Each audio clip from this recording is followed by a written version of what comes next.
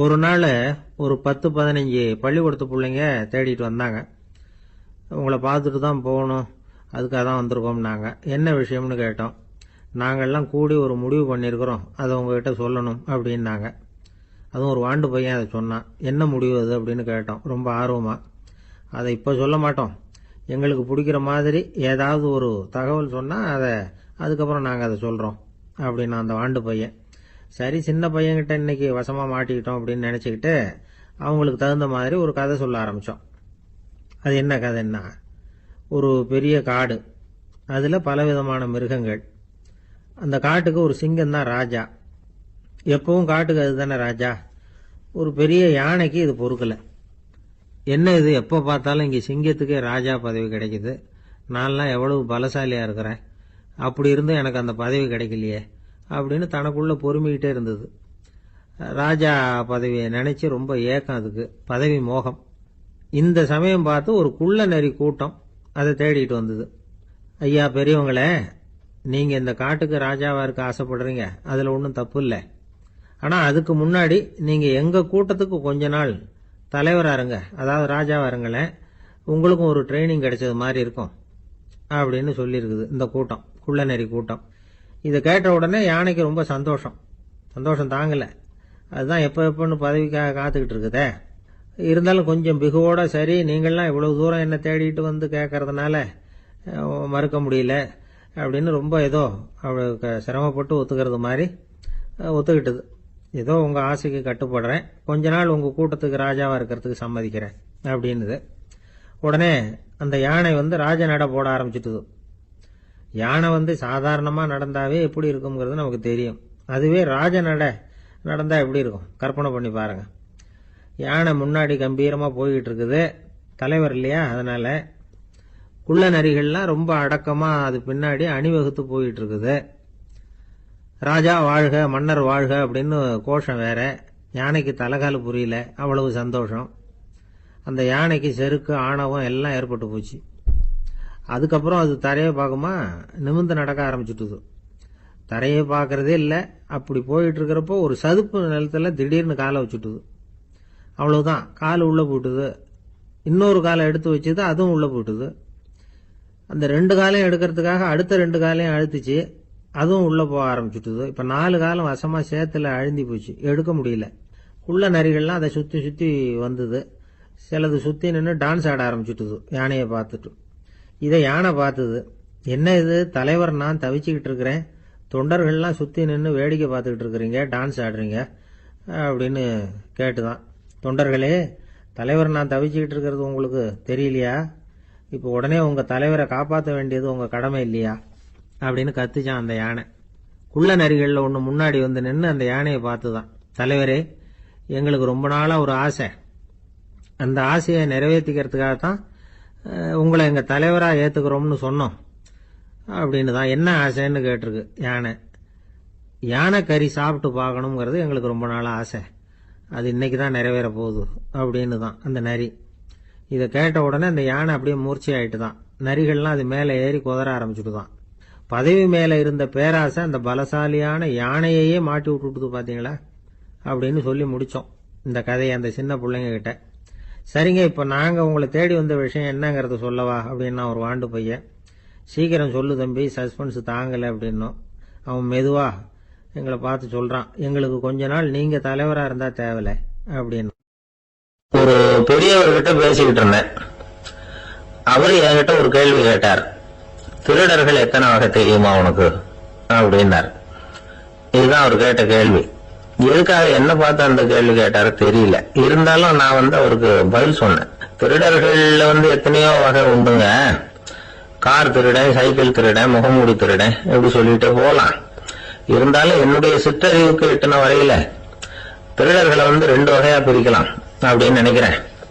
ஒன்னு ராத்திரியில திருடுற திருடன், இன்னொருத்தன் பகல்ல திருடுற திருடன். அதாவது பகல் திருடன், ராத்திரி திருடன் அப்படின்னு பெரியவர் சிரிச்சார்.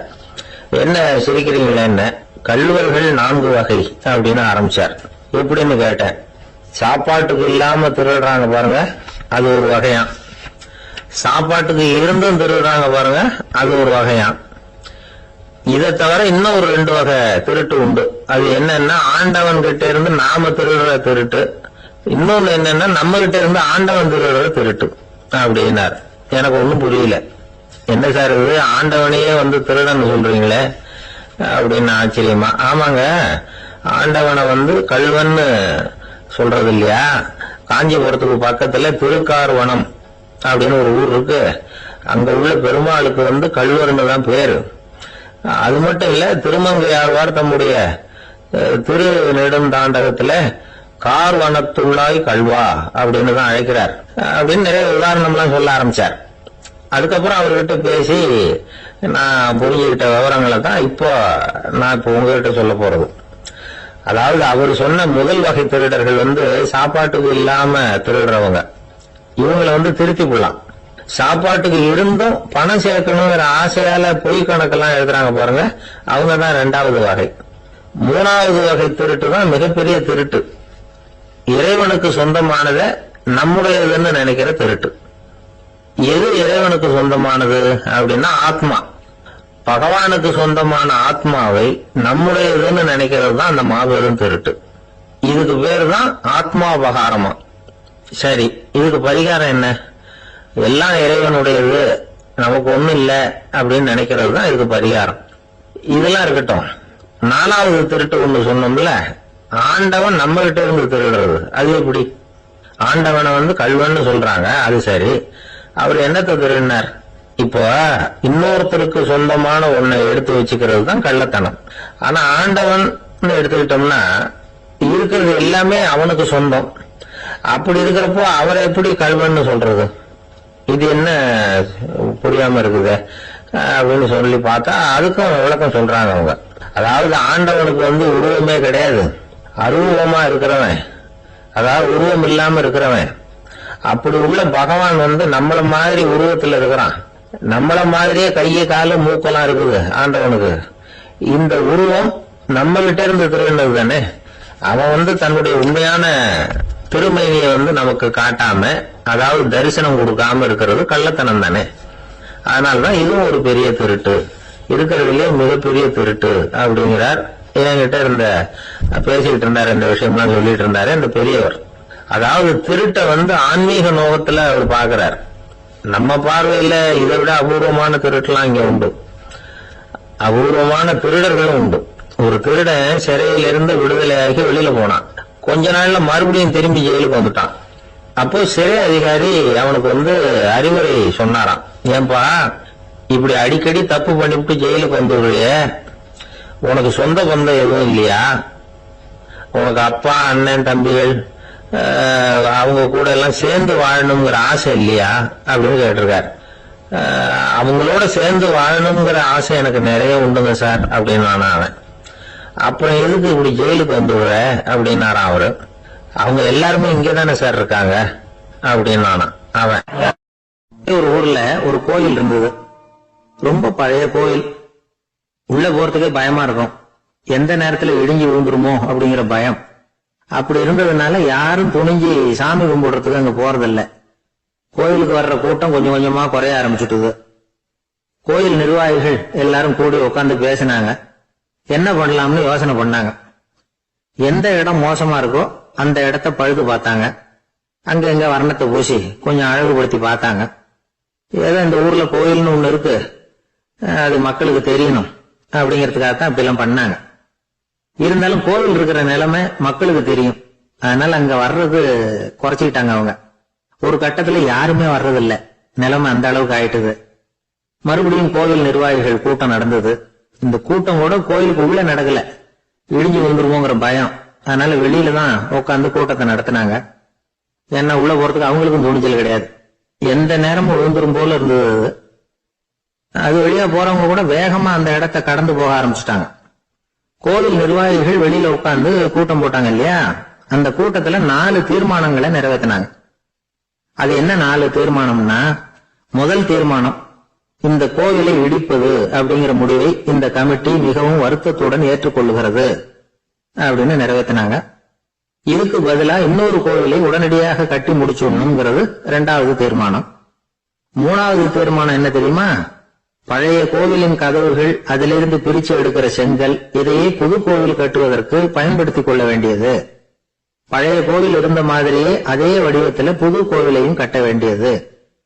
பழைய கோவிலின் அஸ்திவாரத்தை அப்படியே வச்சுக்கிட்டு அதுக்கு மேல நாம கோவிலை கட்டிக்க வேண்டியது. இதுதான் 3வது தீர்மானம். இதையும் கமிட்டி முழு மனசோட ஏத்துக்கிட்டது. இது வரைக்கும் சரி. இப்ப அந்த கமிட்டி 4வதா ஒரு முக்கியமான தீர்மானத்தை கொண்டுகிட்டு வந்து அதையும் ஏகமனதா நிறைவேற்றி விட்டது. அது என்ன தீர்மானம்னா, புதிய கோவில் கட்டி முடிக்கிற வரைக்கும் பழைய கோவிலை இடிக்கிறதில்லை அப்படிங்கிற தீர்மானம். எப்படி இருக்குது பாருங்க. இது பழசை இடிக்காத வரையில அதே இடத்துல புதுசா எப்படி கட்ட முடியும்? பல விஷயங்கள்ல நாம நடந்துகிற முறையும் இப்படிதான் இருக்குதான். வாழ்க்கையில முன்னேறணும்னு ஆசைப்படுவோம். அதே நேரத்துல அந்த முன்னேற்றத்துக்கு எது தடையா இருக்கோ அதை விட்டு விடுறதுக்கும் மனசு வராது. வெளிநாட்டுல ஒரு பெரிய விருந்து நடந்துகிட்டு இருந்துதான். எல்லாரும் மது கோப்பையும் கையுமா அலைஞ்சுகிட்டு இருக்கிறாங்க. ஒருத்தர் மட்டும் கையில எதுவும் இல்லாம ரொம்ப நல்ல பிள்ளையா சாதுவா ஒரு ஓரமா தனியா உட்கார்ந்து இருக்கிறார். அவர்கிட்ட நெருங்கி வாங்க மது சாப்பிடலாம் அப்படின்னு கூப்பிட்டாங்களாம். என்ன வற்புறுத்தாதீங்க, நான் என் மனசுக்குள்ள உறுதியா தீர்மானம் பண்ணிவிட்டேன் அப்படின்னாராம். என்ன தீர்மானம் பண்ணிருக்கீங்க அப்படின்னு கேட்டிருக்காங்க. ஏற்கனவே முழு போதையில் இருக்கும் பொழுது மறுபடியும் மது கோப்பையை தொடரதில்லை அப்படின்னு தீர்மானம் பண்ணிருக்கேன் அப்படின்னாராம். ரொம்ப பேருக்கு கூட்டத்துல பேசுறதுன்னா பயம். நமக்கு ஒன்னும் தெரியாதுன்னு மத்தவங்க நினைச்சிடக்கூடாதுங்கிற எண்ணம் தான் இதுக்கு காரணம். ரொம்ப முக்கியமான ஒரு கூட்டம்னா பயம் அதிகமா இருக்கும். முக்கியமானவங்க எல்லாம் வருவாங்களே, அவங்க எல்லாம் நம்மளை பத்தி மட்டமா நினைச்சிருவாங்களே அப்படிங்கிற பயம் வந்துடும். ஆனா மேடை பேச்சுங்கிறது அவ்வளவு கடினமான ஒரு காரியம் இல்லைங்கிறாங்க அது சம்பந்தமான நிபுணர்கள். யாரும் பேச்சாளர் ஆகலாம், இது ஒன்றும் பெரிய கிஃப்ட் கிடையாது அப்படின்னு அவங்க சொல்றாங்க. நீங்க ஒரு சிறந்த பேச்சாளர் ஆகணுமா அப்படின்னா அதுக்குன்னு சில ஆலோசனைகளை சொல்லி வச்சிருக்கிறாங்க அனுபவசாலிகள். முதல் ஆலோசனை என்னன்னா, உங்க பேச்சு எளிமையா இருக்கணும். ஏதாவது ஒரு கருத்து அல்லது 2 கருத்து சொன்னா போதும். 20 அல்லது 30 கருத்துக்களை சொல்லிட்டே போகக்கூடாது. 2வது ஆலோசனை, நீங்க என்ன பேச போறீங்கிறது முதல்ல உங்களுக்கு நல்லா புரியணும். அதுக்கப்புறம் தான் அதை அடுத்தவங்களுக்கு புரிய வைக்க முடியும். எப்படி ஆரம்பிக்க போறோம், எந்த கருத்தை முக்கியமா வலியுறுத்த போறோம், எப்படி முடிக்க போறோம் அப்படிங்கறத முதல்ல நல்லா சிந்திச்சு மனசுல வச்சுக்கணும். கடைசியா என்ன சொல்றீங்களோ அதுதான் கேட்கறவங்க மனசுல நிக்கும். 3வது ஆலோசனை என்னன்னா, உங்க பேச்சு சுருக்கமா இருக்கணும். ஒரு 15 நிமிஷம் பேசுறது ரொம்ப பொருத்தம். மணிக்கணக்கில் பேசிக்கிட்டு இருக்கிறது நல்லதில்லை. 4வது ஆலோசனை, நீங்க பேசுறது உண்மையா இருக்கணும். உங்களுக்கு உண்மையான அனுபவங்கள் இருக்கும், அதை சொல்லலாம். உங்களுடைய உண்மையான அனுபவங்களை மற்றவங்களோட பகிர்ந்துக்கணும், அதுதான் முக்கியம். 5வது ஆலோசனை, ஆரம்பத்தில் கொஞ்ச நேரம் உங்களை பத்தியும் எதிரில் உள்ளவங்களை பத்தியும் சம்பந்தப்படுத்தி ஏதாவது பேசி ஒரு நெருக்கத்தை ஏற்படுத்திக்கணும். ஒவ்வொருத்தரும் இப்ப இவர் பேச போறது நம்ம சம்பந்தப்பட்டது அப்படின்னு நினைக்க ஆரம்பிச்சிருவாங்கல்ல, அதுக்கப்புறம் அவங்க கேட்க தயாராயிட்டாங்கன்னு அர்த்தம். எதிரில் உட்கார்ந்துருக்கிற கூட்டத்திலிருந்து 3 பேரை தேர்ந்தெடுங்க. அதாவது வலது பக்கம் ஒருத்தர், நடுவுல ஒருத்தர், இடது பக்கம் ஒருத்தர். அதாவது உங்களை ரொம்ப கனிவாகவும் ஆர்வமாகவும் பார்க்கிறவரா பார்த்து தேர்ந்தெடுத்துங்க மனசுக்குள்ள. நீங்க பேசும்பொழுது என்ன பண்ணணும்னா, இவங்களை நேருக்கு நேரா மாறி மாறி பார்த்துக்கிட்டே பேசுனீங்கன்னா நீங்க ஏதோ ஒட்டுமொத்த கூட்டத்தையும் பார்த்து பேசுறதாக ஒரு உணர்வு அது ஏற்படுத்திவிடும். 6வது ஆலோசனை என்னன்னா, சொற்பொழிவுன்னா நீங்க பேசணும், படிக்கக்கூடாது. எழுதி படிக்கிறது நல்லா இருக்காது. குறிப்புகள் வேணும்னா வச்சுக்கலாம். படிக்கிறது பேப்பர்ல இருந்து வர்றது மாதிரி இருக்கும், பேசுறது இதயத்திலிருந்து வர்றது மாதிரி இருக்கும். அப்புறம் 7வது ஆலோசனை சொல்றாங்க. அது என்னன்னா, மேடையில ஏறி நின்ன உடனே இயல்பா மூச்சை இழுத்து விட்டுங்க, இயல்பு நிலைக்கு வாங்க, அதுக்கப்புறம் இயல்பா பேச ஆரம்பிக்கலாம் அப்படிங்கிறாங்க. இவ்வளவும் பேச்சு கலையில் வல்லுநர்களா இருக்கிறவங்க சொல்லுகிற ஆலோசனைகள். இதையெல்லாம் கடைபிடிச்சா நமக்கும் அதுக்கும் வெகு தூரம்னு நினைச்சுக்கிட்டு இருந்த ஒண்ணு இப்ப கிட்டத்துல நெருங்கி வந்துடும். நாம சொல்றபடியெல்லாம் அது கேட்கும். ஒரு பேச்சாளர், அவருக்கு சுருக்கமாவே பேச தெரியாது. மேடையில ஏத்தி விட்டுட்டா போதும், ஆரம்பிச்சிருவார், நிறுத்த மாட்டார், பேசிக்கிட்டே இருப்பார். ஒரு தடவை அவர் ஒரு கூட்டத்துல ரொம்ப நேரம் பேசிக்கிட்டே இருக்கிறார். எதிரில் பொறுமை இழந்த ஒருத்தர் தன்னுடைய கை கடிகாரத்தை காட்டினார். அதை கவனிச்ச பேச்சாளர், மன்னிக்கணும், கை கடிகாரம் நான் கொண்டுகிட்டு வர மறந்துட்டேன், அதுதான் நேரம் போனதே தெரியல அப்படின்னு சொல்லியிருக்கிறார். இதுக்கு அவரு சொன்னாராம் கோபமா, ஏய்யா கடிகாரத்தை தான் பார்க்க முடியல, மறந்துட்டேன், பக்கத்துல மாட்டிருக்கிற கேலண்டரையாவது பார்க்க கூடாதா அப்படின்னாராம். ஒரு ராஜா இருந்தார். நாடு பூராவும் நிறைய மரங்களை நட்டு வளர்க்கணுங்கிறது அவரோட ஆசை. தானே அதுக்கு முன்மாதிரியா இருக்கணும்னு நினைச்சார். அரண்மனையை சுத்தி மரங்களை நட்டு வளர்த்தார். இத பார்த்துட்டு ஜனங்களும் அவங்கவுங்க வீட்டை சுத்தி மரக்கன்றுகளை நட்டு வளர்த்தாங்க. கொஞ்ச காலத்துல ஊரு பூரா பசுமையா மாறிச்சு. எல்லாருக்கும் சந்தோஷமா இருந்தது. இது ஒரு பக்கம் இருக்கட்டும். இப்ப நான் சொல்ல போற கதை வேற. அதாவது அந்த ராஜா ஒரு நாள் தன்னுடைய அரண்மனைய சுத்தி இருக்கிற விதவிதமான மரங்களை எல்லாம் போய் பார்த்தார். எப்படி இருக்கிறீங்க அப்படின்னு ஒவ்வொரு மரத்துக்கிட்டையும் விசாரிச்சாராம். எந்த மரமும் சந்தோஷமா இருக்கிறதா தெரியல. அதுக்கும் மனசுல ஒரு குறை. முதல்ல ஆலமரத்துக்கிட்ட போனார். அது சொல்லிச்சு, மண்ணா நான் நல்லா பெருசா வளர்ந்துருக்கிறேன், அடர்த்தியா இருக்கிறேன், கிளையெல்லாம் 4 பக்கமும் நல்லா படர்ந்துதான் இருக்குது, இருந்தாலும் எந்த பிரயோஜனமும் இருக்கிறதா தெரியல எனக்கு. என்னுடைய பழம்லாம் ரொம்ப சின்னதா இருக்குது, என் கண்ணுக்கு சரியா புறப்பட மாட்டேங்குது. நான் இருக்கிற சைஸுக்கு என்னுடைய கிளையில இருக்கிற பழம்லாம் எவ்வளவு பெருசா இருக்கணும், அது இத்தினூண்டு இருக்கிறது எனக்கு பெரிய அவமானமா இருக்கு. இப்படி இங்க நின்றுகிட்டு இருக்கிறதே ரொம்ப கூச்சமா இருக்கு. ஒரு நல்ல புயல் வந்ததுன்னா பேசாம சாஞ்சி விடலாமான்னு பாக்குறேன் அப்படின்னு புலம்புது ஆலமரம். சரி இருக்கட்டும்னு நினைச்சுக்கிட்டு ராஜா அடுத்தபடியா ஒரு அத்தி மரத்துக்கிட்ட போனார். அதுவும் புலம்ப ஆரம்பிச்சுட்டுது. நான் கூட பெரிய மரம் தான், இல்ல இலையெல்லாம் அழகா தான் இருக்குது, பழம் அழகா இருக்குது, இருந்தாலும் உள்ள விஷயம் இல்லையே. அத்தி பழத்தை புட்டு பார்த்தா அத்தனையும் சொத்த அப்படின்னு பழமொழியே உண்டாயிட்டுத. இப்படி ஒரு கெட்ட பேரோட நான் இருக்கணுமா அப்படின்னு புலம்புது அது. சரி இது இருக்கட்டும் அப்படின்னு சொல்லி அடுத்தபடியா வேப்ப மரத்துக்கிட்ட போனார். அது தன்னுடைய வேதனையை வெளியிட்டது. எனக்கு எவ்வளவோ மருத்துவ குணங்கள்லாம் இருக்கிறதா சொல்லிக்கிறாங்க, இருந்தாலும் என்ன பிரயோஜனம், என்னுடைய பழத்தை மனிதர்கள் யாரும் விரும்பி சாப்பிடுறது இல்லையே அப்படின்னுது. ராஜா அடுத்தாப்புல இருந்து ஒரு பனை மரத்துக்கிட்ட போனார். நான் நல்லா உயரமா தான் வளர்ந்துருக்கிறேன், மற்ற மரங்கள்லாம் என்ன அண்ணாந்துதான் பாக்கணும், இருந்தாலும் என்கிட்ட நிழலுக்காக யாரும் ஒழுங்குறது இல்லையே அப்படின்னுது. என்ன இது எல்லா மரமும் இப்படி திருப்தி இல்லாம இருந்துகிட்டு இருக்குதே அப்படின்னு நினைச்சுக்கிட்டே ராஜா அடுத்தபடியா அங்க இருந்த ஒரு பைன் மரத்துக்கிட்ட போனார். அழகா உயரமா பசுமையா தான் இருந்தது, ஆனா பழமோ பூவோ கிடையாது. அதை நினைச்சு அது வருத்தப்பட்டுக்கிட்டு இருக்குது. ஓக் மரம் அது நின்றுட்டு இருந்தது. அது என்ன சொல்லிச்சுன்னா, இலையுதிர் காலத்துல என் மேல இருக்கிற எல்லா இலைகளும் உதிர்ந்து போடுது, முடி கொட்டின மனிதர்கள் மாதிரி மொட்டையா நான் நிக்க வேண்டி இருக்குது, என்ன வாழ்க்கை இது அப்படின்னு சொல்லி அழுத்துக்கிட்டது. சரி புளிய மரம் என்ன சொல்லுது பாப்போம்னு அதுகிட்ட போனா, என்னுடைய நிழல்ல யாருமே தங்க மாட்டாங்க, உடம்புக்கு சூடுன்னு ஒதுங்கி போயிடுவாங்க, அடிமரத்தை பாத்தீங்கன்னா பட்டையெல்லாம் உறிஞ்சி பாக்குறதுக்கே கேவலமா இருப்பேன் அப்படின்னுதான் அது. முருங்கை மரம் என்ன சொல்லிச்சு தெரியுமா, என்னுடைய இலை காயெல்லாம் சாப்பிடுறவங்களுக்கு சத்து கொடுக்கறது வாசம் தான், ஆனா என் உடம்புல சத்தே கிடையாது, கொஞ்சம் வேகமா காத்து அடிச்சதுன்னா முறிஞ்சு விழுந்துடுறேன், என்ன வாழ்க்கை இது அப்படின்னு சொல்லி அது வருத்தப்பட்டது. ராஜா யோசனை பண்ணார், என்ன இது மரங்கள் பூமியின் வரங்கள்னு சொல்றோம், மழை பெய்யறதுக்கு அதுதான் காரணம், பூமி செழிப்பா இருக்கிறதுக்கும் அதுதான் காரணம், வீடு கட்டுறதுக்கு மரம், நாற்காலி செய்ய உபயோகப்படுத்துறதுக்கும் அதுதான் உபயோகப்படுது, மனுஷனுக்கு வேண்டிய ஆகாரங்களையும் கொடுக்குது, இப்படி எல்லாம் இருந்தும் எல்லா மரமும் நிம்மதி இல்லாம இருந்துகிட்டு இருக்குதே அப்படின்னு நினைச்சார். அப்போ அங்க இருந்து ஒரு மகிழ மரம் அவர் கண்ணுல பட்டது. அந்த மரம் மட்டும் கொஞ்சம் நிம்மதியா மகிழ்ச்சியா இருக்கிறது மாதிரி தெரிஞ்சுது. உடனே ராஜா அதுகிட்ட போனார். உனக்கு மனசுல எதுவும் குறை இல்லையான்னு கேட்டார். இல்ல நான் சந்தோஷமா தான் இருக்கேன்னு அந்த மகிழ மரம். அப்படியான்னு ஆச்சரியமா கேட்டார் ராஜா. ஆமா மன்னா, இந்த இடத்துல நீங்க ஒரு முருங்கை மரத்தையோ வேப்ப மரத்தையோ கூட நட்டிருக்கலாம், ஆனா இந்த இடத்துல நடுறதுக்கு என்ன தேர்ந்தெடுத்திருக்கிறீங்க, அதுவே எனக்கு பெருமை, அதுவே எனக்கு திருப்தி அப்படின்னு மகிழ மரம். மகிழ மரம் சாதாரணமா தான் இருக்கும், இளம் மஞ்சள் நிறத்துல பூக்கள், அது காய்ந்தும் மனம் வீசும். மகிழ மரம் மாதிரி மன திருப்தியோட வாழறதுக்கு நாம கத்துக்கணுமா. நாம இந்த உலகத்துல ஒரு நாயாவோ நரியாவோ கூட பிறந்திருக்கலாம், மனுஷனா பிறந்திருக்கிறோம், அதுவே பெருமை தானே. இந்த நிறைவு தான் மகிழ்ச்சியின் ரகசியம். ஒரு பையன் அப்பா கிட்ட போய், அப்பா நீங்க இந்த உலகத்துல ஒரு மனுஷனா பிறந்தது என்னோட அதிர்ஷ்டம் தானா. ஏண்டா அப்படி சொல்றேன்னு இருக்காரு அப்பா. நீங்க ஒரு கரடியா பிறந்திருந்தா இந்நேரம் நானும் ஒரு கரடி குட்டியா தானே இருந்திருப்பேன் அப்படின்னு நானா பையன். அவர் ஒரு பெரிய குடும்பத்துல பிறந்தவர். இருக்கிற சொத்துக்கள் எல்லாத்தையும் வாரி வாங்கிட்டு காட்டுக்கு புறப்பட்டார் தவம் செய்யறதுக்காக. இருந்தது ஊராவும் கொடுத்துட்டார், இனிமே எதுவுமே இல்லை கொடுக்கறதுக்கு. அப்ப கடைசியா ஒருத்தன் கையை நீட்டினானா, ஐயா ஏதாவது கொடுங்கன்னு இருக்கான்.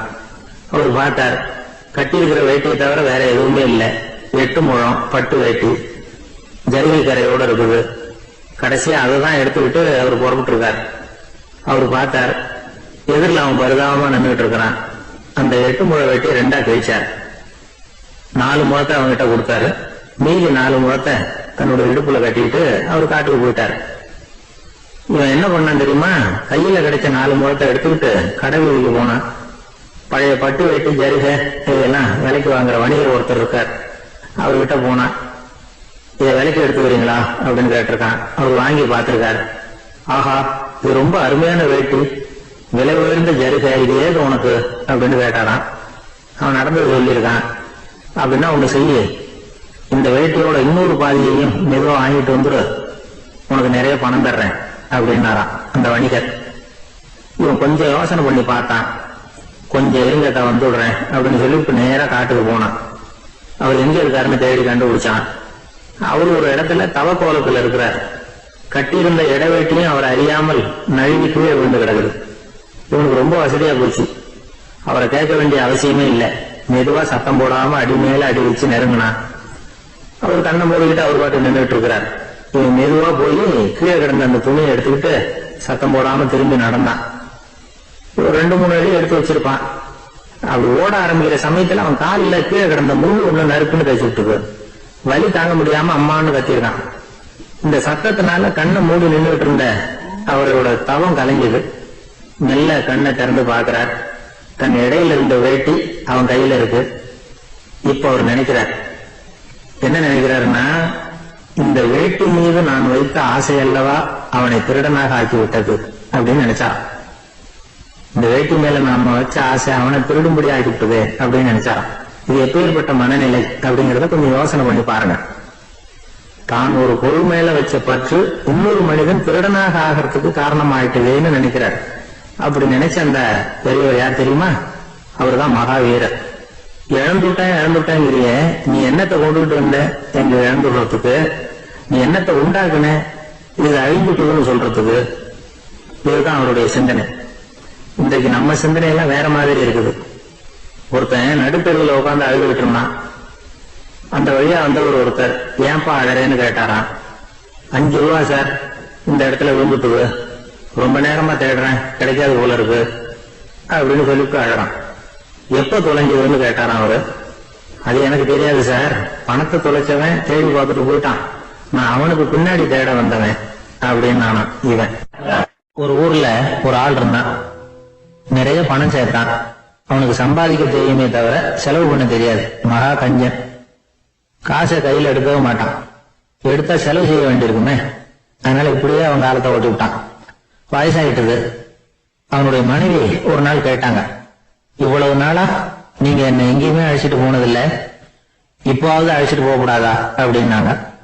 எங்க போகணும் சொல்லுன்னா, காசிக்கு போகணும், கங்கையில குளிக்கணும்னாங்க. இவன் பார்த்தான், இதுக்கு ஏன் அவ்வளவு தூரம் செலவு பண்ணிட்டு போகணும், நம்ம ஊர் ஆத்திலேயே குளிக்கலாமே, இதுவும் புண்ணிய நதிதான், இங்க குளிச்சா அங்க குளிச்ச பலன் கிடைச்சிரும் அப்படின்னா. சரின்னு 2 பேரும் ஆத்தங்கரைக்கு போனாங்க. அன்னைக்கு ஏதோ விசேஷம், நிறைய கூட்டம், நிறைய பேர் குளிச்சுக்கிட்டு இருக்கிறாங்க. கரையில சில புரோகிதர்கள் நின்றுட்டு இருக்கிறாங்க. குளிக்கிறதுக்கு முந்தி அவங்க கிட்ட உட்கார்ந்தா ஏதோ மந்திரம் எல்லாம் சொல்லுவாங்க, கொஞ்சம் காசு கொடுக்க வேண்டியிருக்கும்.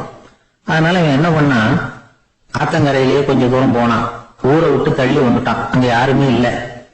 அப்பாடான்னு சந்தோஷப்பட்டான். குளிக்கலாம்னு புறப்பட்டான். இந்த நேரம் கடவுள் பார்த்தார், இந்த கஞ்சனுக்கு ஏதாவது புத்தி போகட்டும் அப்படின்னு நினைச்சாரு. உடனே ஒரு புரோகிதர் மாதிரி உருவத்தை மாத்திக்கிட்டு அந்த ஆள் முன்னாடி வந்து நின்னார். அவனுக்கு அதிர்ச்சி. இங்க யாருமே இருக்க மாட்டாங்கன்னு நினைச்சா இங்கேயுமே ஒரு ஆள் வந்துட்டாரு, என்ன பண்றதுன்னு யோசனை பண்ணான். புரோகிதர் உருவத்தில் இருந்த கடவுள் சொன்னார், இத பாருங்க, இன்னைக்கு விசேஷ நாள், நீராடுறதுக்கு முன்னாடி சுயகல்பம் பண்ணிக்கிறது ரொம்ப நல்லது அப்படின்னார். என்கிட்ட பணம் எதுவும் இல்லையேன்னா, பரவாயில்ல அப்புறமா கொடுங்க வாங்கிறேன், ஆனா ஒண்ணு, எவ்வளவு கொடுப்பீங்கிறத மட்டும் இப்பவே சொல்லி கொடுங்க அப்படின்னார். இவன் ரொம்ப யோசனை பண்ணான். ஒரு 10 பைசா தரேன் அப்படின்னா. சரின்னு ஒத்துக்கிட்டு எல்லா கிரியைகளையும் அவர் செஞ்சார். அதுக்கப்புறம் கணவனும் மனைவியும் ஆத்துல குளிச்சாங்க. அவர் போயிட்டார்.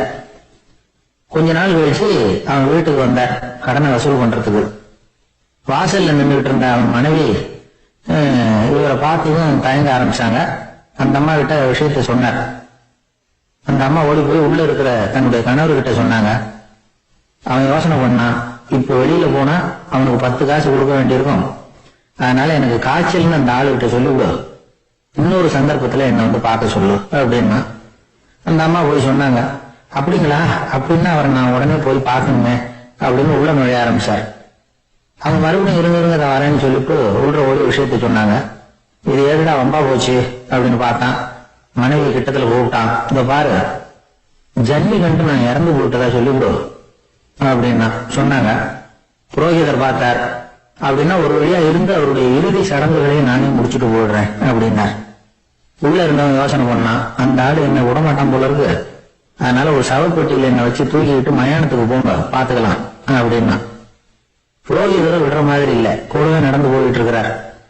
அங்க இறக்கி சடங்குகளை முடிச்சுட்டு தீ வைக்கிற நேரம் பொட்டுக்குள்ள இருந்த நம்மால அலறி அடிச்சுட்டு வெளியில ஓடி வந்தான்.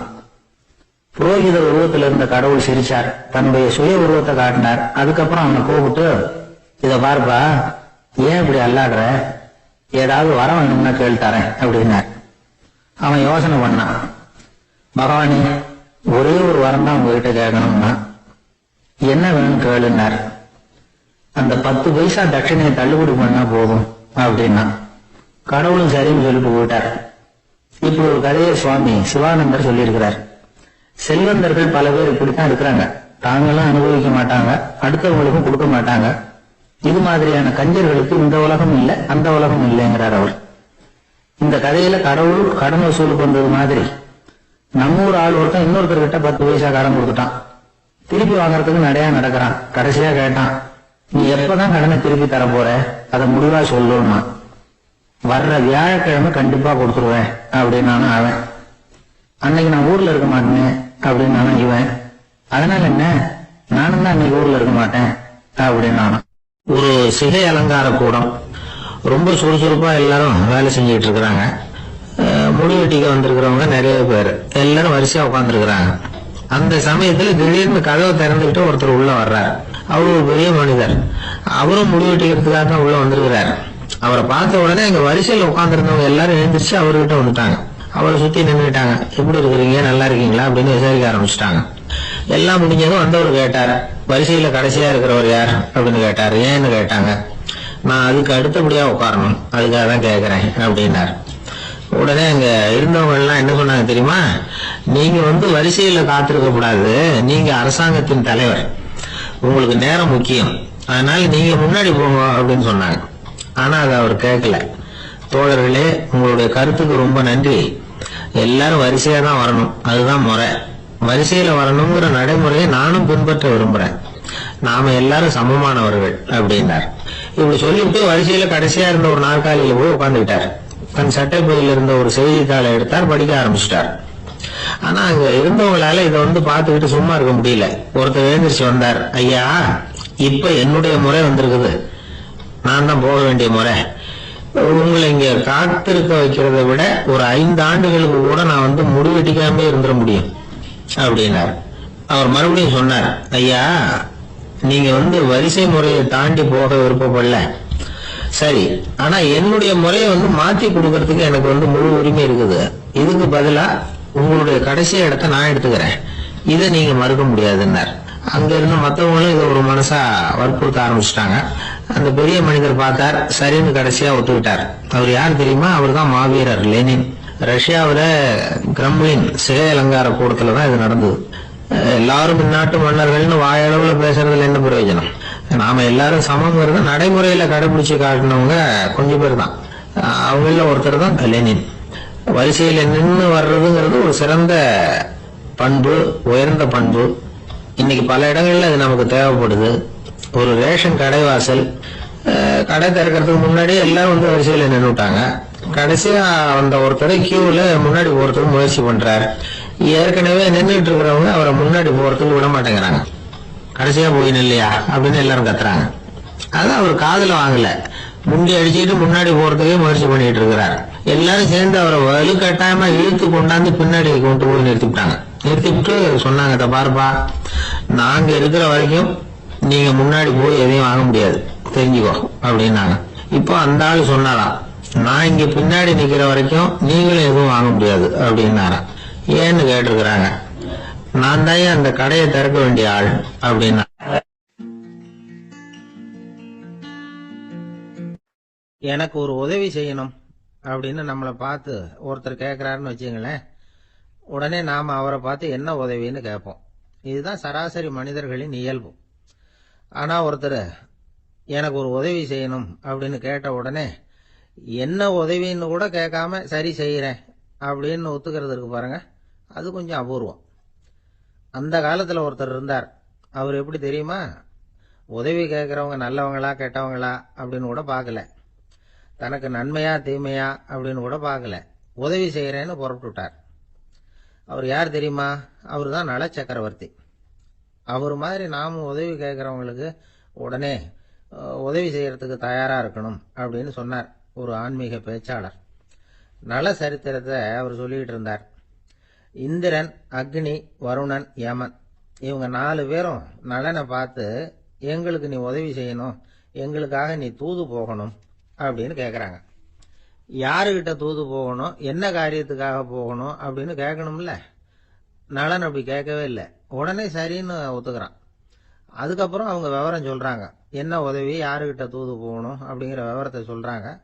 நலனுக்கும் அப்புறம்தான் புரியுது, எந்த தமயந்தியை இவன் காதலிச்சானோ, எந்த தமயந்தின் சுயம்பரத்துக்காக இவன் போய்கிட்டு இருக்கிறானோ அந்த தமயந்தியை பார்த்து தங்களுக்காக அவகிட்ட வாதாடணும், பேசணும், தங்களில் ஒருத்தரை கல்யாணம் பண்ணிக்கும்படியா கேட்கணும் அப்படின்னு அவங்க 4 பேரும் நலன்கிட்ட கேட்குறாங்க. இதை கேட்டதும் நலன் கொஞ்சம் கூட முகம் சுளிக்கல, பதட்டப்படல, நேரா தமயந்தி கிட்ட போறான். இந்திரன், அக்னி, வருணன், யமன் இவங்களோட சிறப்புகளை எடுத்து சொல்றான். இவங்களில் ஒருத்தரை கல்யாணம் பண்ணிக்கலாம் அப்படின்னு சொல்லி கேட்டுக்கிறான். ஆனா இதுக்கு தமயந்தி சம்மதிக்கல. சுயம்பரம் நடக்குது, அவ நலனை தேர்ந்தெடுக்கிறா. அந்த 4 பேரும் நலனுக்கு நிறைய வரங்கள்லாம் கொடுக்குறாங்க. அதுக்கப்புறம் இப்படி போகுது கதை. இதுல நாம கவனிக்க வேண்டியது என்னன்னா, உதவின்னு கேட்ட உடனே என்ன உதவின்னு கேட்காம சரி செய்யறேன்னு சொன்னான் பாருங்க, அதை கொஞ்சம் சிந்திக்கணும். செய்யறேன்னு ஒத்துக்கிட்டதுக்கு அப்புறம் அது என்ன உதவின்னு தெரிஞ்சும் முகம் சுளிக்காம அதை செஞ்சான் பாருங்க, அதையும் கொஞ்சம் சிந்திக்கணும். நம்மால் ஒருத்தர் ஒரு நண்பனை தேடி போனா, எனக்கு ஒரு உதவின்னா சரி சொல்லுன்னா, இப்போ உங்ககிட்ட 2 கார் இருந்தா என்ன பண்ணுவேன்னா, உடனே அதில் ஒன்று உங்ககிட்ட கொடுத்துருவேன்னா, அவன் உங்ககிட்ட 2 பங்களா இருந்தா என்ன பண்ணுவேன்னா, அதில் ஒன்று உங்ககிட்ட கொடுத்துருவேன்னா, உங்ககிட்ட 2 பேனா இருந்தா என்ன பண்ணுவேன்னா, அதில் ஒரு பேனாவை உங்ககிட்ட கொடுக்க மாட்டேன்னா அவன். ஏன்டா அப்படி சொல்றேன்னா, ஏன்னா இப்போ நிஜமாவே என்கிட்ட 2 பேனா இருக்கு, அதனால அப்படி சொல்றேன் அப்படின்னு நானா அவன். தானத்துல சிறந்தது எது அப்படின்னு ஒரு கேள்வியை கேட்டு, தானத்துல சிறந்தது நிதானம் அப்படின்னு அதுக்கு ஒரு பதிலும் சொல்றவங்க உண்டு. நிதானம் ரொம்ப அவசியம், அதுவும் இன்றைய உலகத்துக்கு ரொம்ப அவசியம். இன்னைக்கு உலகம் ரொம்ப பரபரப்பா போயிட்டு இருக்குது. பொறுமையா இருக்கணும்னு நினைக்கிறவங்களால கூட அப்படி இருக்க முடியறதில்ல. பொறுமையை சோதிக்கிறது மாதிரி பல சம்பவங்கள், அதையெல்லாம் சந்திச்சே தீர வேண்டி இருக்குது. எங்க போனாலும் கியூல நிக்க வேண்டி இருக்குது, எங்க போனாலும் காத்துக்கிட்டு இருக்க வேண்டியிருக்கு. ஆபீஸ்லயோ வீட்லயோ கூட நீங்க நிதானமா பொறுமையா நடந்துக்க தெரியலன்னா உங்களுக்கு சிடுமூஞ்சி, முசுடு இப்படிலாம் பேர் வச்சிருவாங்க. அது உங்களுக்கு தேவையா? சரி, வாழ்க்கையில் பொறுமைசாலின்னு பேர் வாங்கறதுக்கு என்ன வழி? முதல் பாயிண்ட், நீங்க நினைக்கிறது, எதிர்பார்க்கறது, செய்யறது எல்லாமே 100% கரெக்டா நடக்கணும்னு ஆசைப்படக்கூடாது. எதுவா இருந்தாலும் அதுல ஓரளவுக்கு தவறு நடக்கலாம் அப்படிங்கறத எதிர்பார்த்தே இருக்கணும். ஓரளவுக்கு அதை அனுமதிக்கணும். ஒரு நண்பரை 6 மணிக்கு ஒரு இடத்துக்கு வர சொல்லி இருக்கிறீங்க, 6 மணிக்கு அவர் வரல, உடனே பொறுமை இழந்து நடந்துக்க கூடாது. ஒரு 10 நிமிஷம் டிலே ஆகலாம். ஒரு வர்ற வழியில பஸ்ஸு கூட ஏதாவது டிராபிக்ல மாட்டியிருக்கலாம். அதெல்லாம் எதிர்பார்த்தே கொஞ்சம் காத்திருக்கிறதுல ஒன்றும் தப்பு இல்லை. சில சமயம் டிலே ஆகிறது கூட நல்லதா முடியும். ஒரு பஸ்ஸை தவற விட்டுட்டு ஐயோ கொஞ்சம் ஒரு 2 நிமிஷம் முன்னாடி வந்திருந்தா பிடிச்சிருக்கலாமே அப்படின்னு தவிச்சுக்கிட்டு இருப்பாங்க சில பேர். அடுத்தபடியா வர்ற பஸ் நேரடியா நீங்க போக வேண்டிய இடத்துக்கே கொண்டு போய் விடுற பஸ்ஸா கூட இருக்கலாம். அது உங்களுக்கு முன்னாடி தெரியாதுல்ல. சில நெருக்கடியான சூழ்நிலைகளை தமாஷா எடுத்துக்கிறதுக்கு பழகிக்கணும். சில இடங்களுக்கு போறப்ப காத்திருக்கிறதுக்கு நம்ம மனசை தயார்படுத்திக்கிட்டே போகணும். ஒரு ரயிலுக்கோ பஸ்ஸுக்கோ அல்லது விமானத்துக்கோ கப்பல் பிரயாணத்துக்கோ போறப்போ அங்க போய் நீங்க மணிக்கணக்கில் கூட காத்துக்கிட்டு தான் இருக்கணும். புறப்படுற நேரம் கூட மாறலாம். நீங்க போய் சேர்ந்ததும் அது உடனே புறப்படணும்னு கட்டாயமா என்ன? அது மாதிரி சமயத்துல படிக்கிறதுக்குன்னு சில சுவாரஸ்யமான புத்தகங்களையும் கையில் எடுத்துக்கலாம். உங்களை சுத்தி எவ்வளவோ சுவாரஸ்யமான சம்பவங்கள் நடந்துகிட்டு இருக்குது இல்ல, அதையெல்லாம் வேடிக்கை பாருங்க. எதுக்காக காத்துக்கிட்டு இருக்கிறோமோ அந்த காரியத்துல உண்மையாவே நமக்கு ஒரு அக்கறை இருந்தா நமக்கு போர் அடிக்காது. சில கோயில்கள்ல பார்த்திருப்பீங்க, தரிசனத்துக்காக பக்தர்கள் நாள் கணக்குல காத்துக்கிட்டு இருப்பாங்க. அவங்க எல்லாம் அழுத்துக்கிறது இல்ல. ஆண்டவனை தரிசிக்கணுங்கிற உண்மையான அக்கறை இருக்கிறதுனால அவங்களுக்கு போர் அடிக்கிறது இல்ல.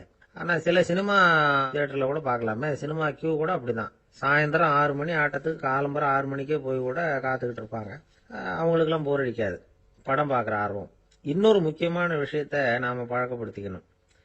லிவ் ஃபார் தி மூமெண்ட் அப்படிங்கிறாங்க நிபுணர்கள். ரொம்ப பேர் எப்படின்னா அடுத்தபடியாக நடக்க போகிற விஷயத்திலேயே கவனமாக இருப்பாங்க. அந்த நினைப்புலேயே இந்த நிமிஷத்தை பொறுமை இல்லாமல் கழிப்பாங்க. ஒருத்தர் இருக்கார், அவர் எப்படின்னா ஆஃபீஸ் முடியறதுக்குள்ளேயே சார் 5 மணிக்கெல்லாம் ரெடியாக இருங்க, நாம் அந்த ஹோட்டலில் போய் டிஃபன் சாப்பிட்ணும் அப்படின்னு 4 மணிலேருந்து சொல்லிகிட்டு இருப்பார். 4:55 பரபரப்பாக ஓடி வருவார். 2 பேரும் புறப்படுவோம், ஹோட்டலுக்கு போவோம், சாப்பிட்டுக்கிட்டு இருப்போம். அப்படி சாப்பிட்டுட்டு இருக்கிறப்ப சார் சாப்பிட்டு முடிச்சது நேராக ஒரு ஜவுளி கடைக்கு போகிறோம் அப்படிம்பார். பரபரக்க சாப்பிட்டு முடிப்பார், புறப்படுவார். ஜவுளி கடையில் அவசரமாக சீக்கிரம் பில் போடுங்க சார், சினிமாவுக்கு நேரம் ஆகிடும்பார். சினிமா தியேட்டரில் உட்காந்து அடுத்தபடியாக எங்கே டின்னர் சாப்பிட்றதுன்னு யோசனை பண்ணிகிட்டு இருப்பார். ராத்திரி படுக்கையில் விழுந்ததுக்கு அப்புறமும் நாளைக்கு காலையில் எழுந்திரிச்சதும் அதை பண்ணணும் இதை பண்ணணும்னு திட்டம் போட்டுக்கிட்டே இருப்பார். அதாவது எப்பவும் அடுத்த நிமிஷம், அடுத்த நாள், அடுத்த வாரம், அடுத்த வருஷம், இதுதான் அவங்க சிந்தனை. இந்த நிமிஷம் என்ஜாய்மெண்ட்டை அவங்க இழந்துடுறாங்களாம். அதனால தான் வாழ்நாள் பூரா பொறுமையின்மை, அவஸ்தை, அல்லல். அதனால் நாம் எல்லாரும் வாழ்க்கையில் நிதானமாக இருக்கிறதுக்கு கற்றுக்கணுமா. அதுக்காக இந்த நிதானத்துக்கு வேற விதமான அர்த்தம் பண்ணிக்கக்கூடாது. ஒருத்தர் அப்படித்தான் ஒரு தடவை அவருடைய குதிரை காணாமல் போயிட்டு தான். அதுக்காக அவர் கவலைப்படல, நிம்மதியாக இருந்தார், சந்தோஷமாக இருந்தார். என்ன சார் இது, உங்கள் குதிரை திருட்டு போயிட்டுதுங்கிறீங்க, நீங்கள் கவலைப்படாமல் இருக்கிறீங்களே அப்படின்னு கேட்டாங்களாம். அதுக்கு அவர் சொல்லியிருக்கார், நல்ல வேலை சார், கட்டியிருந்த குதிரை காணாமல் போயிருக்குது. நான் அது மேலே உட்காந்துருக்கிற சமயம் அது காணாமல் போயிருந்ததுன்னா, திருட்டு போயிருந்ததுன்னா நானும் சேர்ந்துல காணாமல் போயிருப்பேன் அப்படின்னாராம். எவ்வளவு நிதானமான ஆள் பாருங்க. ஒரு நாள் காலை நேரம் ஒரு குரு படுக்கையை விட்டு எழுந்திருக்கிறார். உடனே சீடர்களை பார்த்து எல்லாரும் இப்படி வாங்கங்கிறார். எல்லாரும் வர்றாங்க வேகமா. என்னங்க வேணும் உங்களுக்கு அப்படிங்கிற மாதிரி எல்லாரும் குருவை பார்த்தாங்க பயபக்தியோட. குரு அந்த சீடர்களை பார்த்து, இதை பாருங்க, இப்போ நான் ஒரு சிக்கலான விவகாரத்தில் மாட்டிக்கிட்டு இருக்கிறேன், அதை நீங்கள் தீர்த்து வச்சா நல்லதுன்னார். சீடர்களுக்கு ஒன்றும் புரியல. என்ன இது, இவர் இப்படி சொல்றாரு, நமக்குள்ள எல்லா விவகாரங்களையும் தீர்த்து வைக்கிறவர் நம்ம குருநாதர், அவருடைய விவகாரத்தை நாம தீர்த்து வைக்கிறதா, ஆச்சரியமா இருக்குதே, குருநாதருக்கே சிக்கலா அப்படின்னு யோசனை பண்ண ஆரம்பிச்சாங்க. இருந்தாலும் ரொம்ப பணிவா கேட்டாங்க, சுவாமி உங்களுக்கே சிக்கலா, இந்த உலகத்து சிக்கல்களுக்கும் சிரமங்களுக்கும் அப்பாற்பட்டவர் அல்லவா தாங்கள், அப்படிப்பட்ட உங்களுக்கு சிக்கல்னா அது எப்படி அப்படின்னாங்க. எனக்கு ஏற்பட்டிருக்கிற சிக்கல் அவ்வளவு பெருசு, ரொம்ப பெரிய விவகாரம் அது அப்படின்னார் குரு. கொஞ்சம் விவரமா சொல்லுங்க அப்படின்னாங்க இவங்க. இப்ப அந்த குரு விவரத்தை சொன்னார். அதாவது நேற்று ராத்திரி நான் ஒரு கனவு கண்டேன். அந்த கனவுல நான் ஒரு பட்டாம்பூச்சியா மாறிட்டேன். அப்படி மாறி ஒவ்வொரு மலரா பறந்து போய் உட்காந்து தேன் சாப்பிட்டேன் அப்படின்னார். சீடர்கள் இதை கேட்டதும் ரொம்ப தகைச்சு போயிட்டாங்க. என்ன இது ஒரு பெரிய பிரச்சனையா, ஒரு சாதாரண கனவு கண்டதுக்காகவா இந்த காலை வேளையில நம்மளையெல்லாம் குருநாதர் இவ்வளவு அவசரமா கூப்பிட்டுருக்கார் அப்படின்னு நினைச்சாங்க. இருந்தாலும் கேட்டாங்க, இதுல என்ன சிக்கல் சுவாமி, கனவுங்கிறது எல்லாருக்கும் வரத்தானே செய்யும் அப்படின்னார் ஒரு சீடர். சீடர்களே, பிரச்சனை அது இல்லை. நான் இன்னைக்கு காலையில கண்ணு முழிச்சு பார்த்தப்போ நான் நானாக மறுபடியும் மாறிட்டேங்கிறத தெரிஞ்சுக்கிட்டேன். இதுல சிக்கல் என்னன்னா, இப்ப அந்த பட்டாம்பூச்சி தான் நானா ஆயிட்டதாக கனவு கண்டுகிட்டு இருக்கா அப்படிங்கிறது தான். ஒரு மனுஷன் பட்டாம்பூச்சி ஆகிறதாக கனவு காண முடியுங்கிறப்போ அந்த பட்டாம்பூச்சியும் மனுஷனா ஆகிறதாக கனவு காண முடியும் இல்லையா. இப்ப எனக்கு யதார்த்த நிலை தெரியணும், எது நிஜம்னு தெரியணும். நேத்து ராத்திரி நான் கண்டது கனவா, அல்லது இது பட்டாம்பூச்சி கண்டுகிட்டு இருக்கிற கனவா? இதுதான் குரு கேட்ட கேள்வி. இதை கேட்டதும் சீடர்கள் ரொம்ப குழம்பி போயிட்டாங்க. சுவாமி, இதுவரைக்கும் நாங்க தூங்குறப்ப பாக்குறது கனவுன்னு, மூழ்கிட்டு இருக்கிறப்ப பாக்குறது நனவுன்னு நம்பிட்டு இருக்கிறோம். இப்போ எங்களை ரொம்ப குழப்பிட்டீங்க, இதுக்கு பதில் சொல்ல எங்களுக்கு சக்தி இல்லை அப்படின்னு சொல்லிவிட்டாங்களாம். அதுக்கப்புறம் அந்த குரு சொன்னாராம், நினைவு தான் முக்கியமான அம்சம். முடிவு கட்டம்னா பகலின் நினைவுகளை விட இரவின் கனவுகளே ரொம்ப உண்மை. ஒருத்தன் தூங்க போனா தூங்கிக்கிட்டே இருந்தா அவன் காணும் கனவு பொய்ங்கிறத அவன் உணர மாட்டான். ஒவ்வொரு கனவும் காணும் பொழுது அது ரொம்ப உண்மையா தான் தெரியுது. ஒரு கனவு கூட உண்மை இல்லைன்னு கனவுல தோன்றுவதே இல்லை அப்படின்னார் குரு. அகில வாழ்வு அத்தனையும் சொற்பனம் கண்டாய் அப்படிங்கிறார் தாயுமானவர். ஆகையினால நம்ம கனவுலேருந்து நாம என்னைக்கு முழிச்சுக்க போறோம் அப்படிங்கிறது தான் ஒரு முக்கியமான கேள்வி. ஒருத்தர் வந்தார், காலில் கட்டோட வந்தார். என்னங்க காலில் கட்டுன்னு. சார், நேற்று ராத்திரி தூக்கத்துல எங்க வீட்டு கூரையில ஏணியை சாத்தி வச்சு இறங்கினப்போ வழுக்கி விழுந்து காலை உடைச்சுக்கிட்டேன்னார். உங்க வீட்டுல தான் ஏணியே கிடையாது சார் அப்படின்னு. உண்மைதான் சார், நான் கீழே விழுந்து முழிச்சுக்கிட்டதுக்கு அப்புறம் தானே ஏணி இல்லைங்கிறது எனக்கு ஞாபகம் வந்தது அப்படின்னார். எனக்கு அதிர்ஷ்டமே இல்லை சார் அப்படின்னார் ஒருத்தர்.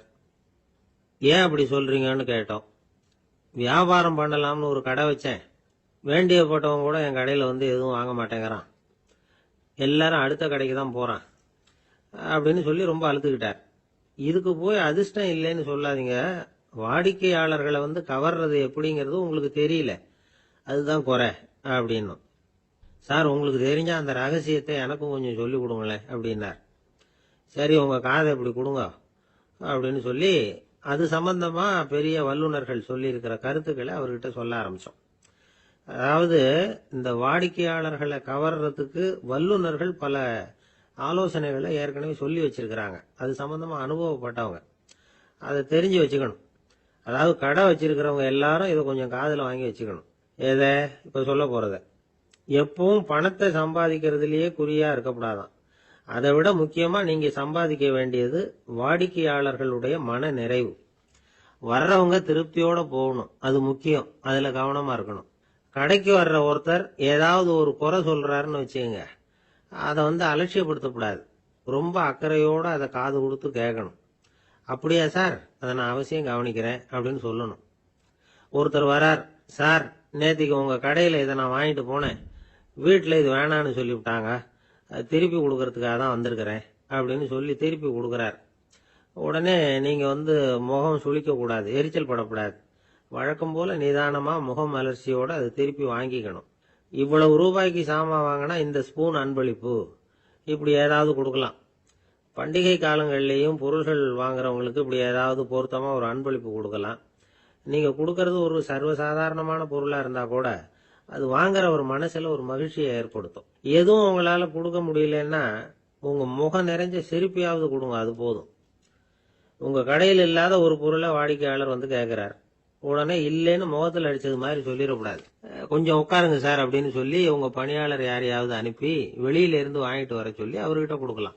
சில பேர் உங்க கடைக்கு வரும்பொழுது அவங்க வீட்டு குழந்தைகளையும் கூப்பிட்டுக்கிட்டு வர்றாங்கன்னு வைங்க.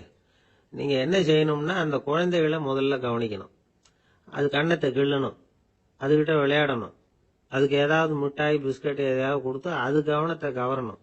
அதுக்கப்புறம் பெரியவங்களை கவனிக்கலாம். உங்க கடையில வேலை செய்யற பணியாளர்கள் சுத்தமா இருக்கணும். சிரிச்ச முகம், சுறுசுறுப்பு, இது ரெண்டும் அவங்களுக்கு தேவை. அழுது ஒடிஞ்சிட்டு இருக்கக்கூடாது. அப்புறம் இன்னொரு விஷயம், அதிகமா பொருள் வாங்குற ஒருத்தர்கிட்ட அதிக மரியாதையாகவும் குறைச்சலா பொருள் வாங்குறவர்கிட்ட வேற விதமாகவும் நடந்துக்க கூடாது. எல்லாருக்கிட்டையும் சமமா நடந்துக்கணும். 5 ரூபாய்க்கு வாங்கினாலும் சரி, 500 ரூபாய்க்கு வாங்கினாலும் சரி, அவங்க கிட்ட நீங்க காட்டுற மரியாதையில வித்தியாசம் இருக்கக்கூடாது. எல்லாத்துக்கும் மேல உங்க கடையில ஒரு பொருள் வாங்கினா அது உண்மையானதா இருக்கும், தரமுள்ளதா இருக்கும் அப்படிங்கிற நினைப்பு ஜனங்களுக்கு வரணும். அதனால தரமான பொருளையே நீங்க வந்து உங்க கடையில வச்சிருக்கணும். இது வரைக்கும் நான் சொன்னதையெல்லாம் கவனத்துல வச்சுக்கிட்டு நீங்க கடையை ஆரம்பிச்சீங்கன்னா வியாபாரம் பிச்சுக்கிட்டு போகும். அப்படி போகலன்னா அதுக்கப்புறம் கேளுங்க. ஏன்னா இந்த யோசனைகள்லாம் அனுபவப்பட்டவங்க சொல்லியிருக்கிற யோசனைகள். இந்த யோசனைகள்ல நீங்க எச்சரிக்கையா இருக்க வேண்டிய ஒரு விஷயம் உண்டு. அது என்னங்கிறதையும் தெரிஞ்சு வச்சுக்கிறது நல்லது. என்னுடைய நண்பர் ஒருத்தர் வந்தார். சார், உங்க யோசனையை கேட்டதுனால நான் ஒரு அறை வாங்கினதுதான் மிச்சம்னார். என்ன ஆச்சுன்னு கேட்டேன். எங்க கடைக்கு ஒரு பெரிய அம்மா குழந்தைய தூக்கிட்டு வந்தாங்க சார். உங்க யோசனைப்படி அந்த குழந்தையோட கண்ணத்தை கிள்ளணும்னு முயற்சி பண்ணினேன். திடீர்னு அந்த நேரம் பார்த்து அந்த குழந்தை தலையை குனிஞ்சுக்கிட்டுது. என் கை வந்து குழந்தையோட கண்ணத்துக்கு பதிலா அது தூக்கிட்டு வந்தவங்க கண்ணத்தை கிள்ளிவிட்டுது. அதுதான் அப்படி ஆயிட்டுது அப்படின்னார் கண்ணத்தை தடவிக்கிட்டே. ஒரு நண்பர் சினிமா படம் தயாரிக்கிறவர், அவர்கிட்ட ஒரு நாள் பேசிக்கிட்டு இருந்தேன். அது எப்படி சார், நீங்க எடுக்கிற எந்த படமும் கையை கடிக்காத அளவுக்கு எடுத்துடுறீங்களே, அது எப்படின்னு கேட்டேன். அது ஒன்றும் பெரிய விஷயம் இல்லை சார். பெண்களுக்குன்னு சில உருக்கமான காட்சிகள், இளைஞர்களுக்குன்னு சில நடனங்கள், அடிதடி காட்சிகள், அப்புறம் வயசானவங்களுக்குன்னு சில ஆன்மீக காட்சிகள், சின்ன பிள்ளைங்களுக்கு சிரிப்பு, இப்படி எல்லாமும் சேர்த்து நான் படம் எடுக்கிறேன். மசாலா படம்னு பேரு. இது ரொம்ப பெருசா இல்லைன்னாலும் ஓரளவுக்கு சுமாரா ஓடிரும், கையை கடிக்காது அப்படின்னார். இது ஒரு உத்தி. சில பத்திரிகை ஆசிரியர்களும் இந்த உத்தியை கையாளுறது உண்டு. இந்த உத்திக்கு பார்னம் உத்தி அப்படின்னு பேர். பார்னம் எஃபெக்ட் அப்படின்னு சொல்லுவாங்க. அதாவது ஃபீனியஸ் டி பார்னம் அப்படின்னு ஒருத்தர் அமெரிக்காவில் இருந்தாராம். அதாவது 19ஆம் நூற்றாண்டுல அமெரிக்காவில் கொடிகட்டி பறந்த ஒரு சர்க்கஸ் நிறுவனத்தின் அதிபர் அவர்.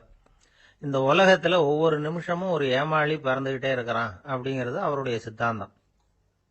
ஒவ்வொருத்தரையும் திருப்திப்படுத்துற அளவுக்கு அம்சங்களை கொஞ்சம் கொஞ்சமா கலந்து கேளிக்கை நிகழ்ச்சிகளை நடத்தினது தான் அவருடைய மகத்தான வெற்றிக்கு காரணம். அதனால அந்த உத்தியை யாரு கடைபிடிச்சாலும் சரி, அதுக்கு பார்னம் உத்தி அப்படின்னு பேர் வந்துட்டுது. ஜோசியம் சொல்றவங்களுக்கும் இந்த உத்தி தான் கை கொடுக்குது. ஒரு விஷயத்த ஒருத்தருடைய கோள் நிலைகள் அல்லது கையெழுத்து நிரூபிக்கிறதாக அவர்கிட்ட சொன்னா அதை அவர் நம்பிவிடுவார். ஆனா அந்த விஷயம் நல்லதா இருக்கணும், நேர்மையானதா இருக்கணும், அதாவது பாசிட்டிவா இருக்கணும். 8ஆம் இடத்துல குரு, 9ஆம் இடத்துல சனி, நீங்க ஒரு பெரிய மேதை தான் அப்படின்னு சொல்லுவாங்க. கேட்கறவங்களுக்கு அதை மறுக்கிறதுக்கு மனசு வராது. அப்படி சொல்லும் பொழுது கூடவே என்ன கொஞ்சம் முன்கோபம் அதிகமா இருக்கும், இருந்தாலும் அது உடனே மறைஞ்சிரும் அப்படின்னு சில அற்ப விஷயங்களையும் சொன்னாலும் அதையும் சரிதான்னு சொல்லி ஒத்துக்குவாங்க.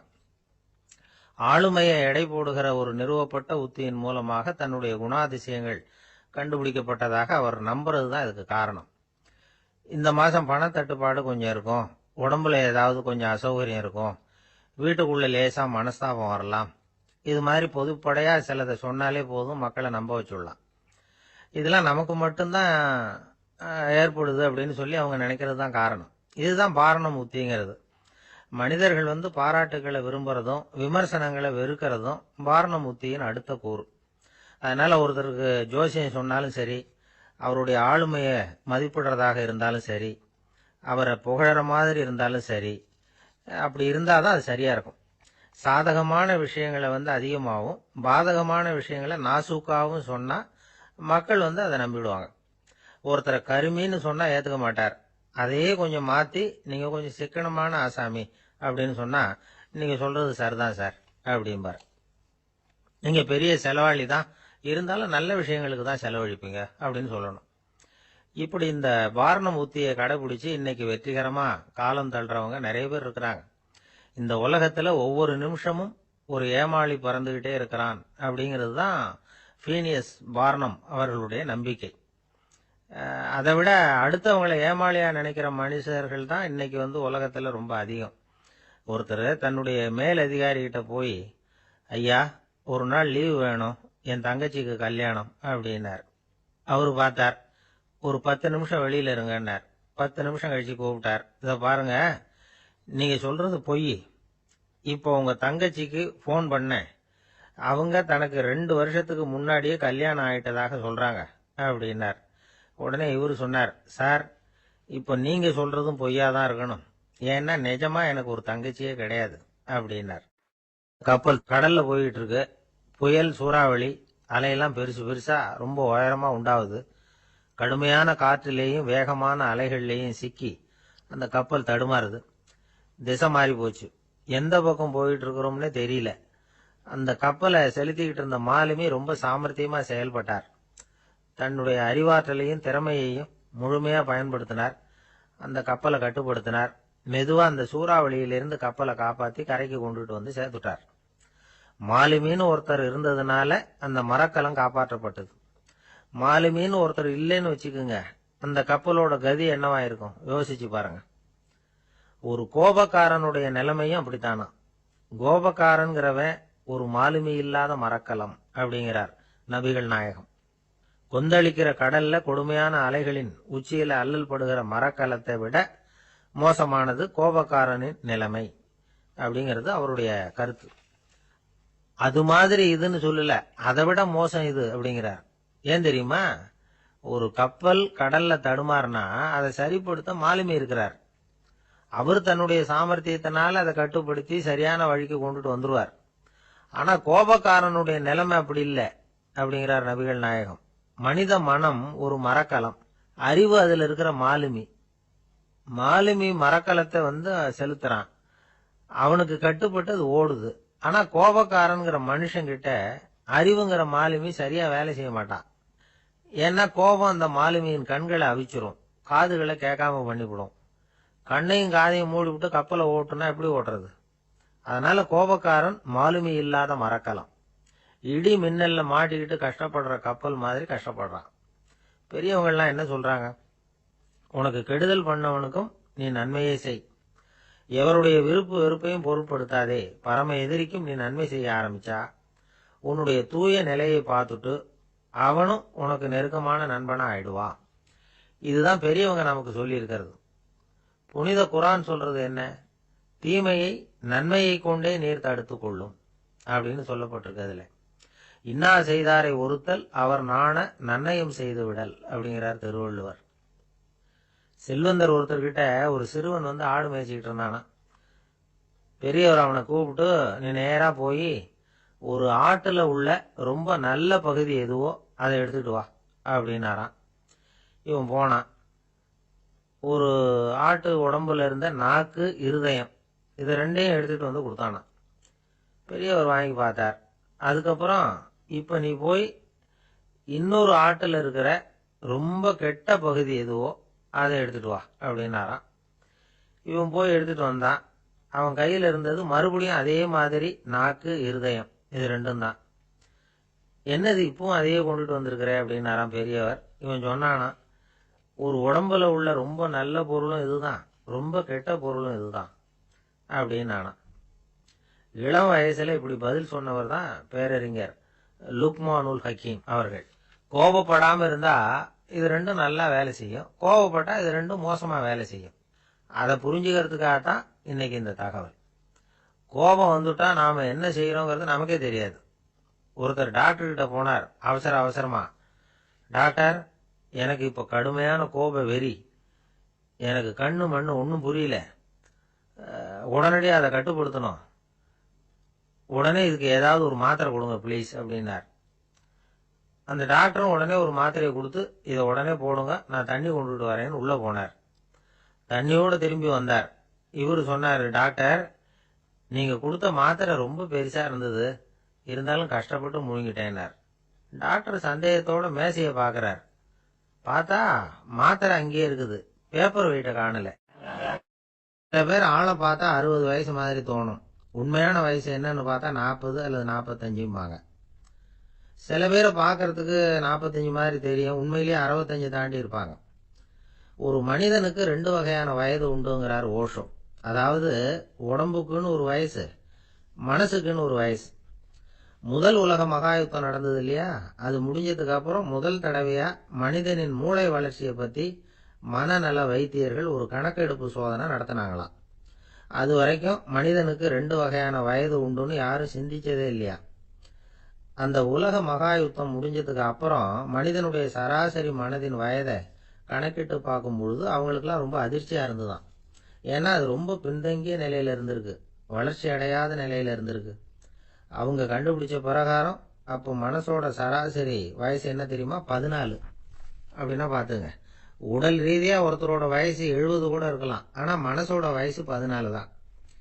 இதுக்கு நேர்மாறா அமைஞ்சு போச்சுன்னு வச்சுங்க. அதாவது ஒருத்தருக்கு உண்மையிலேயே 14 வயசு, அதாவது உடலோட வயசு 14, அவரோட மனசின் வயசு 70ன்னு வச்சுக்கோங்க. இப்படி அமைஞ்சுட்டுதுன்னா அவர் சீக்கிரம் ஞானத்தன்மை அடைஞ்சிருவார் அப்படின்னு அர்த்தம். இப்ப நமக்கெல்லாம் உடம்போட வயசு மனசோட வயசு ரெண்டும் ஒன்னா இருந்துட்டா அதுவே போதும், அதுவே பெரிய விஷயம். இப்ப எமர்சன் கிட்ட போய் ஒருத்தர் கேட்டாரா, உங்க வயசு என்ன அப்படின்னு. அவர் உடனே பதில் சொல்லியிருக்கார், 360 வருஷம் அப்படின்னாராம். கேட்டவர் குழம்பி போயிட்டார். அவர் என்ன சொல்றாரு, 360 வயசா? என்ன நம்ம காதல தான் சரியா விழலையா? எமர்சன் எப்பவும் உண்மையை பேசுற ஒரு சிறந்த அறிவாளி, அவர் இப்படிலாம் பொய் சொல்ல மாட்டாரே அப்படின்னு ஒரு யோசனை பண்ணிக்கிட்டே அவர் மறுபடியும் அவர் கிட்ட போனாராம். ஐயா, நீங்க சொன்னது சரியா என் காதல விழல, அதனால மறுபடியும் கேட்கிறேன், உங்க வயசு என்ன அப்படின்னாராம். எமர்சன் மறுபடியும் சொல்லியிருக்கிறார், 360 வருஷம்னு. வந்தவருக்கு உண்மையிலேயே அதிர்ச்சியா போட்டுது. அதுக்கப்புறம் மெதுவா ஆரம்பிச்சாராம், ஐயா, நீங்க சொல்றதை என்னால ஏத்துக்க முடியாது. எப்படி பார்த்தாலும் இப்போ உங்களுக்கு வயசு ஒரு 60க்கு மேல இருக்காதுன்னு நினைக்கிறேன். அப்படின்னாராம். நீங்கள் சொல்கிறது சரிதான், அது என் உடம்போட வயசுன்னாராம் எமர்சன். அப்படின்னா ஏற்கனவே நீங்கள் சொன்னது அப்படின்னு கேட்டிருக்காரு, அது என் மனசோட வயசு அப்படின்னாராம். நம்மளை பொறுத்த வரைக்கும் அறிவு தூசு படிஞ்சிருக்கு, அது மாதிரியே அன்பும் மாசுபட்டிருக்கு. இது ரெண்டையும் சுத்தம் பண்ண வேண்டியிருக்குது. அப்போ தான் நாம் சரியான வயசில் வாழ முடியும். ஒரு ஆசாமி இருக்கிறார், அவருக்கு உடம்போட வயசு அதிகம், மனசோட வயசு ரொம்ப குறைச்சல், குழந்தை மாதிரி. அவர் ஒரு ஆஸ்பத்திரியில் படுத்திருக்கிறார். நர்சம்மா எல்லாருக்கும் மருந்து கொடுத்துட்டு போகிறாங்க. கொஞ்ச நேரம் கழித்து திரும்பி வந்தாங்க. அப்போ இவர் அந்த அம்மாவை கூப்பிட்டு சொல்கிறார், இதை பாருங்கள் சிஸ்டர், நீங்கள் எல்லாருக்கும் சின்ன சின்ன மாத்திரையாக கொடுத்துட்டு எனக்கு மட்டும் நீளமான மாத்திரையாக கொடுத்துட்டீங்க. முழுங்கிறதுக்கு ரொம்ப கஷ்டமாக போச்சு. இனிமேல் எனக்கு சின்ன மாத்திரையாக கொடுங்க சிஸ்டர் அப்படின்னாராம். அந்த அம்மா உடனே அதிர்ச்சியாகி தலையில் அடிச்சுக்கிட்டாங்களாம். நான் கஷ்டப்பட்டு மாத்திரை முழுங்கினத்துக்கு நீங்கள் ஏமா தலையில் தட்டிக்கிறீங்க அப்படின்னு கேட்டிருக்காரு இவர். இதுக்கு அவங்க சொல்லியிருக்கிறாங்க, நான் உங்களுக்கு கொடுத்துட்டு போனது மாத்திரை இல்லைங்க, அது தெர்மாமீட்டர் அப்படின்னாங்களாம். நாட்டில் நல்லவங்க ஒருத்தர் 2 பேர் இருக்கிறதுனால தாங்க மழையே பெய்யுது அப்படின்னு சொல்கிறது உண்டு. நல்லார் ஒருவர் உளரேல் அவர் பொருட்டு எல்லாருக்கும் பெய்யும் மழை. சில சமயம் ரொம்ப பேர் திடீர்னு நல்லவங்களா ஆகிடுவாங்க போல இருக்கு. அதனால தான் விடாமல் பேய் மழையாக கொட்டி தீர்த்து விடுது. எல்லாரும் நல்லவங்களாகிட்டா உலகமே தாங்காது போல இருக்க.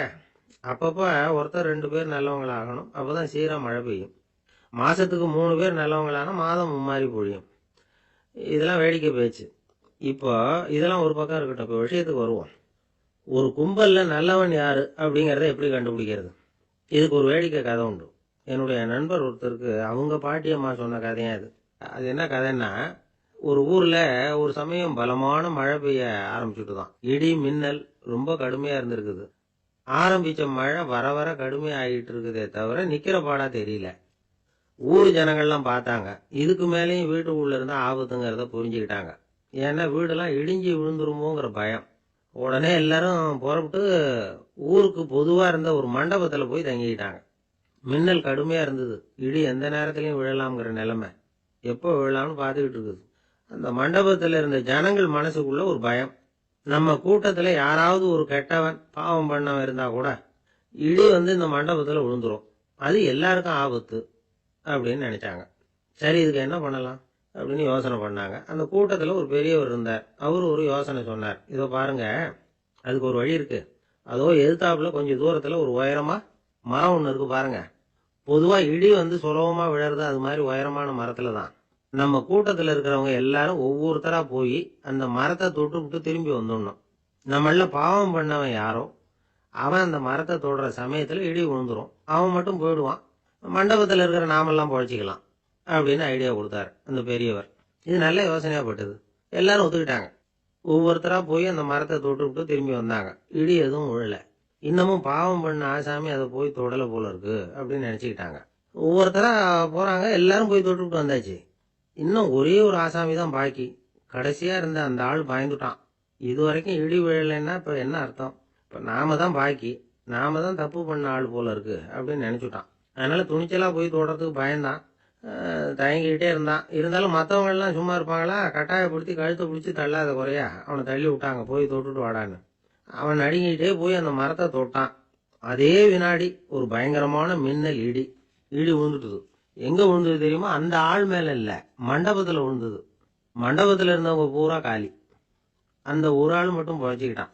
இந்த ஒரு ஆளை காப்பாத்துறதுக்காக தான் இடி மண்டபத்துல விழாம இருந்திருக்குது. இதுதான் கதை. அதனால நல்லவங்க எப்படியும் தப்பிச்சு